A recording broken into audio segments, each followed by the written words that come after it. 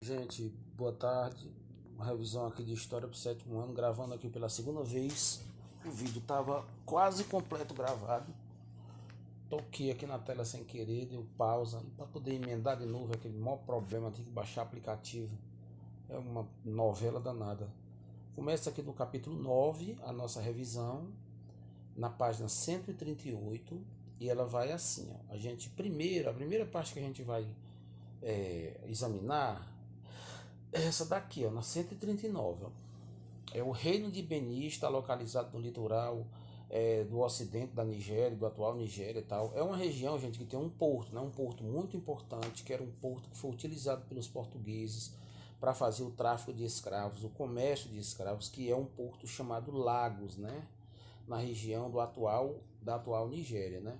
Outro pontinho que a gente deve analisar, gente, é aqui, o Alafim, ó. O Alafim era um chefe do reino de Oio, né, Oió ou Oio, né, como quiser. Então, esses alafins eram um líder religioso deles, um líder que mandava, desmandava, fazia o que ele bem entendia, porque esse povo eles tinham uma mistura, eles misturavam assim como os muçulmanos a religião com a política. Então eles governavam dessa forma. Quando a gente vai mais para cá um pouco, deixa eu ver, não sei se é por aqui, eu acho que vou voltar, gente. Eu acho que ainda é por aqui ainda, um pouquinho, deixa eu ver. Deixa eu dar uma pausa aqui. Pausa aqui que a gente procura e vê. Tá aí, ó, na página 141, que fala o tráfico e o poder da África Ocidental. O tráfico de escravos, né? Era feito pelo deserto do Saara, ocorria em grande escala desde a expansão islâmica pela África, quase 1000 anos antes. Muitos negros foram escravizados e levados para o norte do continente e para a Ásia. A escravidão, liderada pelos muçulmanos, se mantinha por causa do comércio. Era um comércio muito importante, né, gente? Então eles precisavam, muitos desses escravos, gente, que saíram dessas regiões da África, eles foram trazidos para o Brasil, para as Américas, né? Talvez 90% desses escravos que vieram da África, eles vieram parar nas Américas, né? Mais da metade desses que vieram, mais da metade desses que vieram para a África, vieram para o Brasil. Gente, olha essa páginazinha 142, fala aqui esse terceiro parágrafo, aqui que fala que os portos escravizados, né? Muitos portos na África eram pontos de comércio, pontos onde os africanos eram comercializados, os portugueses compravam por preço muito baixo, trocavam em mercadorias, né? Esse cauri, né, que era um búzio encontrado na costa ocidental da África e nas ilhas do Oceano Índico, os cauris, né, chegaram à África Ocidental trazidos pelos negociantes do Saara e se tornaram moeda de troca. Os africanos, gente, eram muito inocentes nesse aspecto, porque eles trocavam os seus parentes, né, os seus irmãos de sangue, por qualquer coisa, por qualquer objeto, por espelho, por cordão, por instrumentos, por búzios, conchas. Então, o comércio de escravo era uma coisa assim tão corriqueira, né? A humanidade era trazida, escravizada de uma forma tão fácil, tão simples, tão corriqueira, né? Muito triste isso. Gente, vamos mais para frente aqui um pouco, na 143, e vamos ver aqui o consumo do tabaco. O tabaco é o fumo, né? Era uma espécie de droga, né? De esporte, né? Que eles utilizavam para fumar, para ficar ali passando o tempo, né? Do jeito que as pessoas fazem hoje, né? De qualquer maneira, não deixa de ser uma droga.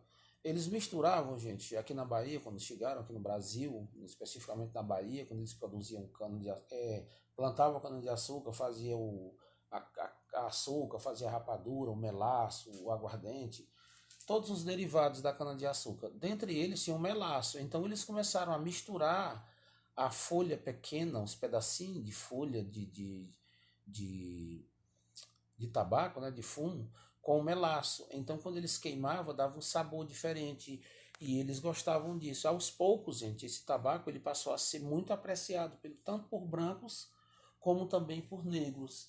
E isso se tornou até uma moeda de troca aqui na Bahia, né? Gente, um pontinho que vocês devem olhar é na 150, certo? O tráfico do Atlântico o tráfico atlântico de escravizados e a África Ocidental. Olha, o tráfico de escravos, o tráfico atlântico de pessoas para a América modificou as estruturas da sociedade africana, gente. Povos de língua urubás, Fon e Alçá, que durante séculos, né, tiveram uma organização política centralizada com chefes locais, fortaleceram-se. As chefias que conseguiram centralizar o poder e dominar seus vizinhos constituíram reinos impérios com um corpo militar permanente e bem treinado, porque os europeus, gente, eles trocavam também escravos por armas, gente, cavalos, e isso fez com que algumas tribos que trocavam, que vendiam seus escravos e comercializavam dessa forma, eles passaram a ter um poder maior. Então os escravos eram mais comprados dessas tribos. Essas tribos que arrumavam com facilidade os escravos e davam por um preço melhor, né, aos europeus. E os europeus lucravam bastante com isso. Gente, continuando aqui, ainda no caso agora 152, né? Um muçulmano que não chegou ao Brasil. A gente vendo aqui essa parte de muitos escravos, muitos negros escravizados no Brasil, que vieram de regiões colonizada por muçulmanos, chegaram aqui muçulmanos, né, islamizados, né, com todas as suas religiões, com todas as suas regras, normas, né, doutrinas islâmicas, e eles obedeciam ao pé da letra, né, e eles eram chamados de malês, né. Quando teve a revolta dos malês lá na Bahia, é porque eram feitas por esses escravos muçulmanos, né. Então vários escravos que vieram da África, que se tornaram muçulmanos, né, que eles vieram de lá muçulmanos, aqui na Bahia, aqui no Brasil, na Bahia, eles eram chamados de malês, certo? E para você entender melhor, aqui na 153 já tem aqui um pouquinho, né, falando muçulmanos na Bahia, os malês, né, eles eram chamados de malês, porque eles praticavam essa religião, né. Gente, tem outro pontinho aqui, que um bom tempo aqui que eu procuro, que é sobre Califa, né, que era um líder religioso.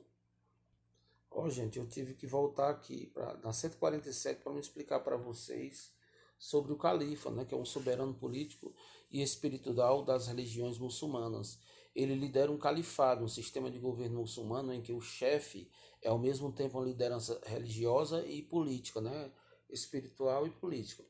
Então, lá entre o povo muçulmano, eles têm essa cultura, né, de misturar a religião com a política. Então, para eles isso é muito comum, né? Eu tenho outro aspecto aqui, gente, para explicar para vocês aqui. Deixa eu dar uma pausazinha aqui que eu procuro. Gente, eu estava analisando aqui o ponto, né? O ponto ele fala sobre esses malês ainda. Os malês eram o povo muçulmano que chegava na Bahia. Os escravos, os negros muçulmanos que chegavam na Bahia, eles eram chamados de malê, né? Aqui já termina o capítulo, né?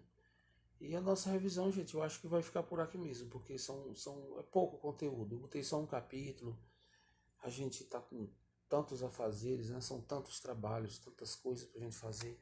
Então eu resolvi colocar só um capítulo para ficar o mais curtinho possível, a revisão mais simples possível, né? Para vocês não ficarem tão cansados, né? Então, gente, a nossa revisão é essa. Se inscreva no canal, ajude o canalzinho da gente a crescer, gente, para a gente continuar fazendo essa revisão pelo canal, que se torna mais fácil, mais prático para mim e para vocês, né? Então, não esqueça de comentar, de dizer alguma coisa, né? De dar alguma sugestão, tá certo? Para que a gente possa continuar, gente. Valeu, viu?